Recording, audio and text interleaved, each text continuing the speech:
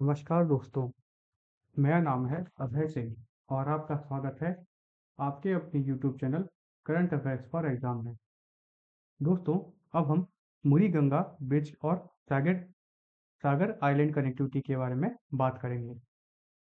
दोस्तों, सोचो जरा, ठंड का मौसम, जनवरी का महीना और लाखों लोग एक ही डायरेक्शन में चल रहे हैं। किसी मॉल की ओपनिंग के लिए नहीं, किसी कंसर्ट के लिए भी नहीं, बल्कि एक होली डिप के लिए, जहाँ नदी समुद्र से मिलती है, जहाँ आस्था और ज्योग्राफी एक हो जाती है, जहाँ गंगा खुद बे ऑफ बंगाल में समा जाती है।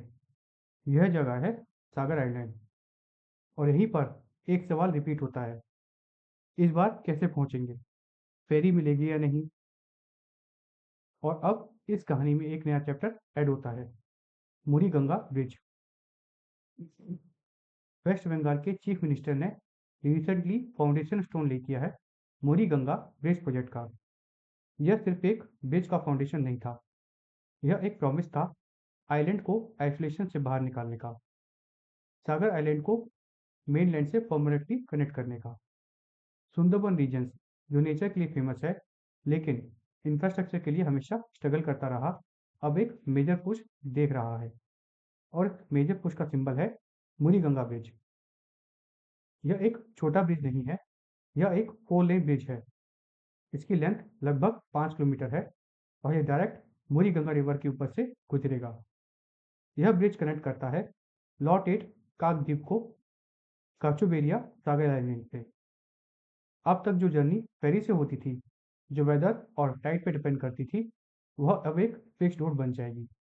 इस प्रोजेक्ट की टोटल कॉस्ट आएगी 1617 करोड़ रुपए।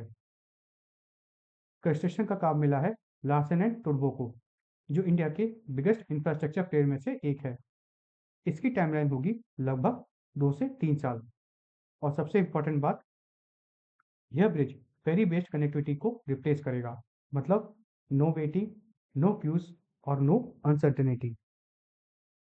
अब थोड़ा इमेजिन करो, गंगा सागर मेला, मकर संक्रांति का टाइम, लाखों पिलग्रिमेज। यह मेला सिर्फ बंगाल का नहीं, यह पैन इंडिया पिलग्रिमेज है। लोग कपिल मुनि टेम्पल जाते हैं, होली डिप लेते हैं, जहाँ गंगा और बे ऑफ बंगाल मिलते हैं। अब तक क्या होता था, पिलग्रिमेज को मल्टीपल फेरीज चेंज करनी पड़ती थी, भीड़ में, लॉजिस्टिक नाइटमेयर, इमरजेंसी सेवा सर्विसेज का प्रेशर होता था। मुरी गंगा ब्रिज के बाद क्राउड मूवमेंट स्मूथ हो जाएगा, एम्बुलेंसेस, बसेस, सप्लाई सब इजीली जा सकेंगे। इसका मतलब सिर्फ कंफर्ट नहीं बढ़ेगा, सेफ्टी भी बढ़ेगी। अब इस ब्रिज को सिर्फ पिलग्रिमेज एंगल से मत देखो। सोचो, local fisherman, small traders, daily commuters better connectivity के लिए परेशान होते थे। अब बेटर कनेक्टिविटी मिलेगी तो टूरिज्म बढ़ेगा, लोकल ट्रेड को बूस्ट मिलेगा, बिजनेस को नया मार्केट मिलेगा। सागर सागर आइलैंड के रेसिडेंट्स जो सवालों से वाटर ट्रांसपोर्ट पर डिपेंडेंट थे, अब उनको रोड कनेक्टिविटी का बेनिफिट मिलेगा। यह ब्रिज रीजनल इकोनॉमिक इंटीग्रेशन को फास्ट फॉरवर्ड कर देगा। यह ब्रिज कोई आइसोलेटेड डिसीजन नहीं है। 2011 से वेस्ट बंगाल गवर्नमेंट ने साउथ 24 परगना डिस्ट्रिक्ट में 37 ब्रिज बनाए हैं। हतानिया, धोवानिया ब्रिजेस के थ्रू बखाली की कनेक्टिविटी इंप्रूव हुई है, सागर आइलैंड तक इलेक्ट्रिसिटी सप्लाई पहुंची है। एक separate Sundarban police district create किया गया है ताकि गवर्नेंस बेटर हो। मतलब इंफ्रास्ट्रक्चर, एडमिनिस्ट्रेशन, सिक्योरिटी सब पैरेलल में इंप्रूव करने की उम्मीद है। यहाँ एक पॉलिटिकल एंगल भी आता है। स्टेट गवर्नमेंट का कहना है यूनियन गवर्नमेंट से कोई रिस्पॉन्स नहीं मिला गंगा सागर फंडिंग के लिए, गंगा सागर मेला फंडिंग के लिए कोई सेंट्रल ग्रांट नहीं आया था। इसके बाद स्टेट ने खुद ही इनिशिएटिव लिया है। पिलग्रिमेज के दौरान जो अनफॉर्चुनेट डेथ्स होती हैं, उनके लिए कंपनसेशन अनाउंस किया गया है। गंगा सागर पिलग्रिमेज टैक्स पहले ही विड्रॉ कर दिया गया है। यह सब स्टेट्स स्टेट लेवल गवर्नेंस और वेलफेयर अप्रोच को रिफ्लेक्ट करता है। अब थोड़ा ज्योग्राफी क्लियर कर लेते हैं। एग्जाम पर्सपेक्टिव से यह इंपॉर्टेंट है, सागर आइलैंड सुंदरबन डेल्टा का लार्जेस्ट आइलैंड है। इसकी लोकेशन कोलकाता से लगभग 100 किलोमीटर साउथ में है। इसकी एडमिनिस्ट्रेटिव यूनिट है south 24 Pargana district. Geographically significance के हिसाब से बात करें, हुगली रिवर और बे ऑफ बंगाल का कॉन्फ्लुएंस होता है यहाँ पे। और एक और इंटरेस्टिंग फैक्ट, गंगा सागर मेला कुंभ मेला के बाद दुनिया का सेकंड लार्जेस्ट फेयर माना जाता है। यह लाइन एग्जाम फेस्टिवल से भी काफ़ी इंपॉर्टेंट है।